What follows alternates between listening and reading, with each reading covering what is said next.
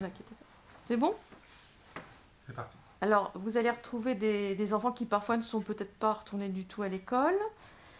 Qu'est-ce qu'on vous a donné comme marge ou comme idée qui permettent de mieux les connaître, ces élèves, de comprendre ce qu'ils ont vécu et vaincu peut-être, et peut-être de faire un enseignement personnalisé. Est-ce que vous avez les moyens de le faire cette année? Alors on ne nous a pas vraiment donné d'idées, on nous a plus imposé certaines choses, des évaluations nationales en CP et en CE1 dont les dates sont déjà fixées et qui seront similaires pour tous les élèves de France. À croire que tout élève pourrait réussir la même évaluation. Tout ça, c'est nier l'existence de la liberté pédagogique qui nous est chère, nous enseignants. Tous les élèves de CP et de CE1, dans la dernière quinzaine de septembre, devront réaliser des évaluations nationales qui, à terme, devront probablement mettre en évidence les besoins des élèves. Ceci dit, une fois que les enseignants auront procédé à ces évaluations, aucun moyen supplémentaire n'a été mis en place pour concrètement aider les élèves. La disparition du RASED, qui sont des réseaux d'aide spécialisés, a été flagrante en Seine-Maritime cette année. On a noté la disparition des derniers dispositifs plus de maîtres que de classes dans les zones sensibles.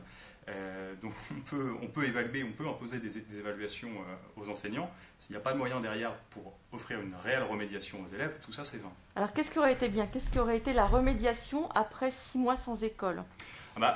La remédiation, rassurez-vous, elle a lieu dans les classes parce que les enseignants savent évaluer à leur manière leurs élèves et savent y apporter des remédiations.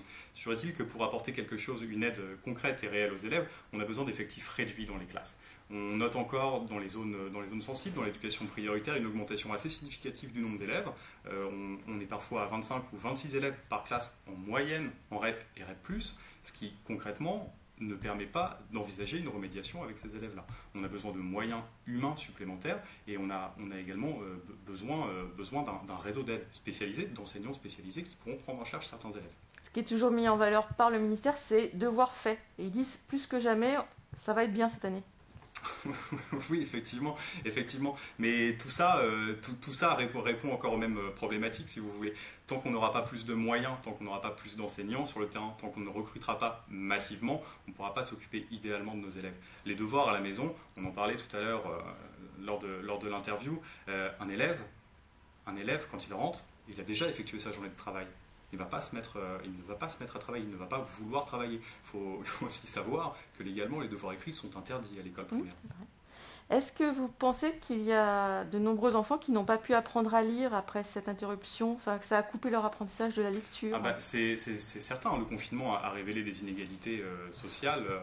Certains élèves n'avaient pas accès à un ordinateur, devaient suivre des cours dispensés sur un téléphone et les parents n'étaient clairement pas disposés, de par leur travail, eux-mêmes en télétravail, à s'occuper pleinement de leurs enfants. Donc il y a eu des inégalités qui se sont créées, qui se sont fortement accentuées et on va devoir pallier à cela dès la rentrée, mais à nouveau sans moyens supplémentaires pour le faire.